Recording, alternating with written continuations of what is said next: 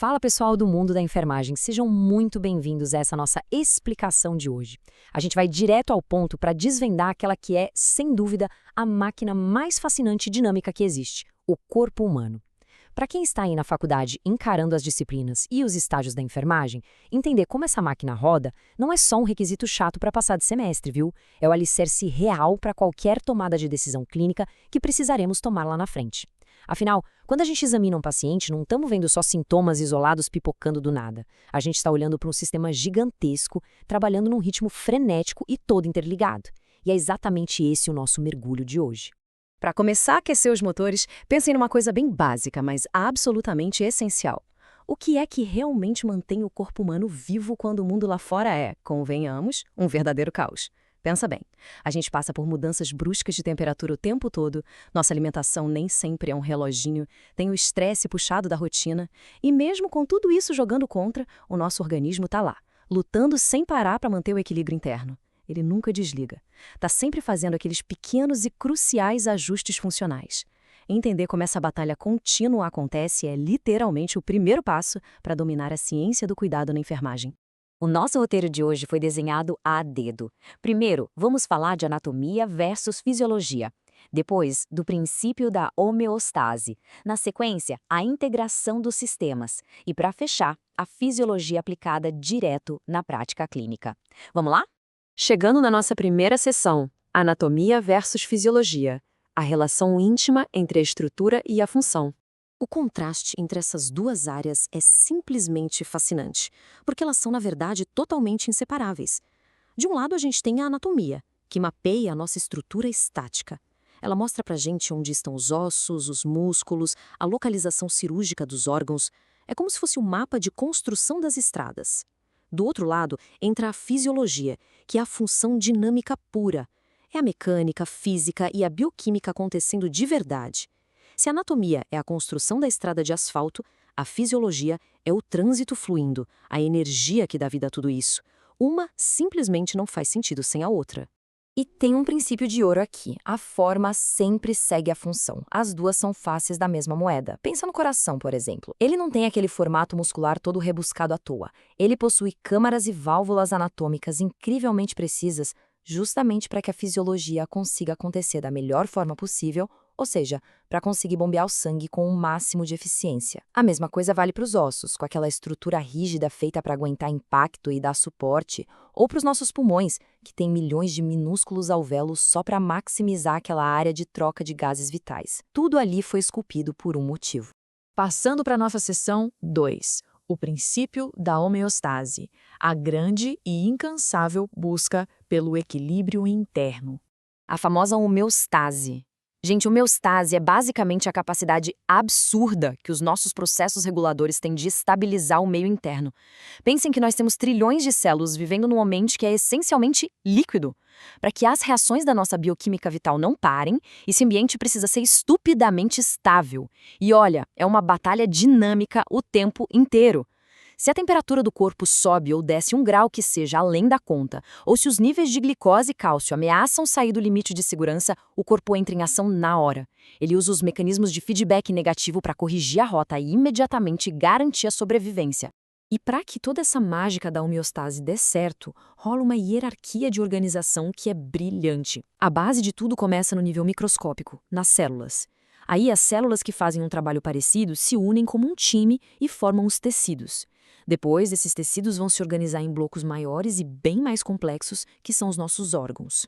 E claro, os órgãos formam os grandes sistemas. É exatamente essa escadinha que faz com que uma coisinha minúscula, numa célula isolada, se transforme numa ação sistêmica gigante capaz de sustentar a vida humana. Chegamos à seção 3, integração dos sistemas, o verdadeiro caos controlado operando. Agora a coisa fica animada, porque a gente vai falar desse tal de caos controlado.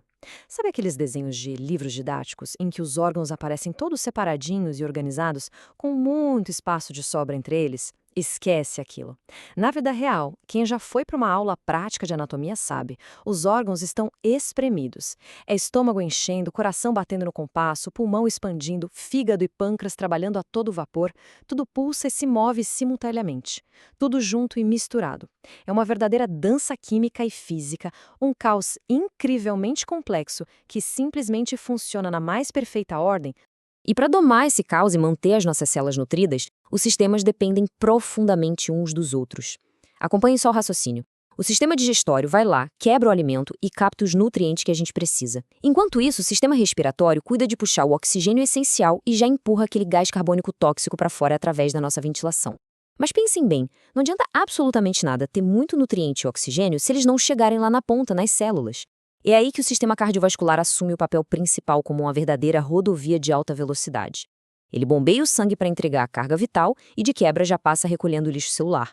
Um sistema literalmente sustenta o outro. Mas espera aí, quem é que rege toda essa orquestra gigante para garantir que a homeostase aconteça? O comando é dividido entre dois grandes chefes, o sistema nervoso e o sistema endócrino. O sistema nervoso é o cara das respostas a jato. Ele usa potenciais de ação e neurotransmissores para agir em frações de segundo, ajustando na hora a sua frequência respiratória se o nível de oxigênio despencar, por exemplo. Já o sistema endócrino dita o ritmo de longo prazo. Ele libera os hormônios direto no sangue para coordenar o metabolismo geral, o crescimento e o balanço de líquidos. Juntos, eles são os mestres reguladores absolutos do corpo. E agora chegamos à nossa última parte, a seção 4, Fisiologia na prática clínica. Como tudo isso se transforma em ação no hospital. Para os estudantes que estão acompanhando isso tudo, aprender fisiologia vai muitíssimo além do decoreba para fazer a prova no final de semestre. É a fisiologia que vai guiar as ações reais do dia a dia no plantão. É esse conhecimento que te dá a segurança clínica para administrar uma medicação, sabendo exatamente como aquele remédio vai derrubar ou subir a pressão arterial da pessoa que está ali na maca. É o que permite interpretar exames do laboratório e já antecipar se o quadro do paciente está desandando. Ter esse radar ligado, essa vigilância que a enfermagem exige tanto, só é possível e só é seguro quando a gente entende profundamente o funcionamento normal daquele corpo. Querem ver um exemplo direto de como isso muda a assistência? Vamos olhar para as nossas vias aéreas.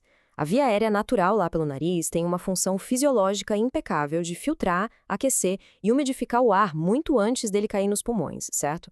Agora pensem num paciente que está lá na UTI, entubado ou com traqueostomia.